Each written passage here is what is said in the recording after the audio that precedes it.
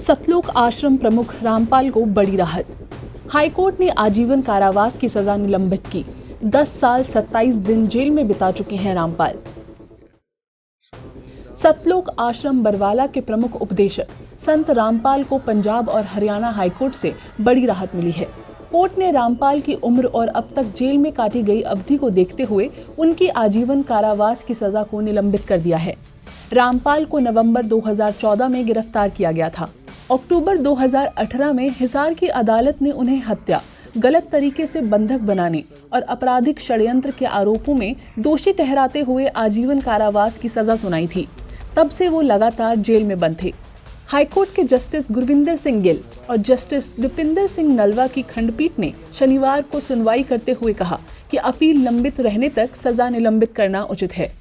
Court ने माना कि मामले में कुछ विवादास्पद मुद्दे हैं, खासकर मेडिकल साक्ष्यों से जुड़े पहलू। न्यायालय ने ये भी उल्लेख किया कि मृतका के पति और सास ने अभियोजन पक्ष का समर्थन नहीं किया। वहीं मेडिकल बोर्ड ने कहा था कि महिला की मौत निमोनिया से हुई थी। रामपाल की ओर से दायर याचिका में भी दावा किया गया था कि उन्हें झूठा फंसाया गया। कोर्ट ने कहा कि चूंकि रामपाल पहले ही 10 साल 27 दिन जेल में बिता चुके हैं और उनकी उम्र लगभग 74 वर्ष है, इसलिए मुख्य अपील लंबित रहने तक उनकी सजा को निलंबित किया जाता है।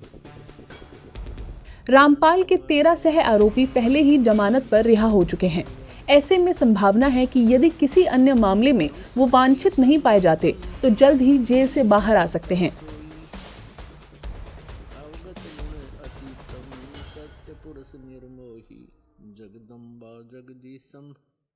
सतलोक आश्रम प्रमुख रामपाल को बड़ी राहत। हाईकोर्ट ने आजीवन कारावास की सजा निलंबित की। 10 साल 27 दिन जेल में बिता चुके हैं रामपाल। सतलोक आश्रम बरवाला के प्रमुख उपदेशक संत रामपाल को पंजाब और हरियाणा हाईकोर्ट से बड़ी राहत मिली है।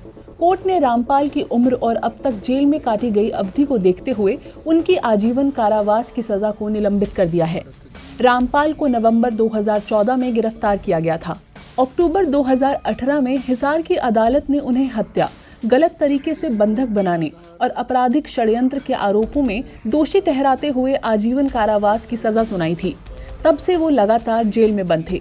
हाईकोर्ट के जस्टिस गुरविंदर सिंह गिल और जस्टिस दीपिंदर सिंह नलवा की खंडपीठ ने शनिवार को सुनवाई करते हुए कहा कि अपील लंबित रहने तक सजा निलंबित करना उचित है।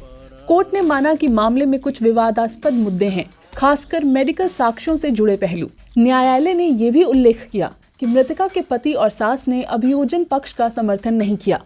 वहीं मेडिकल बोर्ड ने कहा था कि महिला की मौत निमोनिया से हुई थी। रामपाल की ओर से दायर याचिका में भी दावा किया गया था कि उन्हें झूठा फंसाया गया। कोर्ट ने कहा कि चूंकि रामपाल पहले ही 10 साल 27 दिन जेल में बिता चुके हैं और उनकी उम्र लगभग 74 वर्ष है, इसलिए मुख्य अपील लंबित रहने तक उनकी सजा को निलंबित किया जाता है। रामपाल के 13 सह आरोपी पहले ही जमानत पर रिहा हो चुके हैं। ऐसे में संभावना है कि यदि किसी अन्य मामले में वो वांछित नहीं पाए जाते तो जल्द ही जेल से बाहर आ सकते हैं।